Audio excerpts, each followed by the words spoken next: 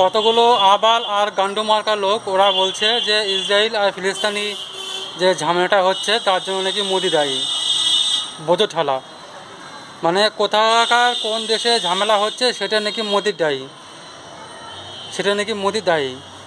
বলছি পাড়ায় পাড়ায় কোনো ঝগড়া হলে এর জন্য কি মোদি দায়ী নাকি মোদি এর মধ্যে কোনো জড়িত আছে?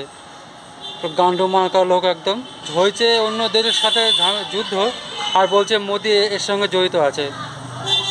বোঝো ঠালা, যদি ভাই ভাই মিলে ঝগড়া হয় তাহলে কি মনে হয় ওটা মনে হয় মোদির চক্রান্ত কি? আর যদি পাড়ায় পাড়ায় ঝগড়া হয় এ পাড়া ও পাড়ার এ পাড়া কাকিমা ও পাড়া কাকিমা তাহলে মনে হয় মোদির চক্রান্ত কি?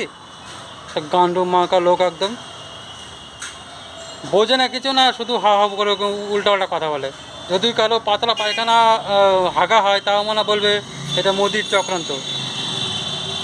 তাহলে কতগুলো গান্ডু মার্কা লোক ফালতু একদম হয়েছে অন্য দেশের ঝামেলায় বলছে মোদির এর সঙ্গে মোদি জড়িত।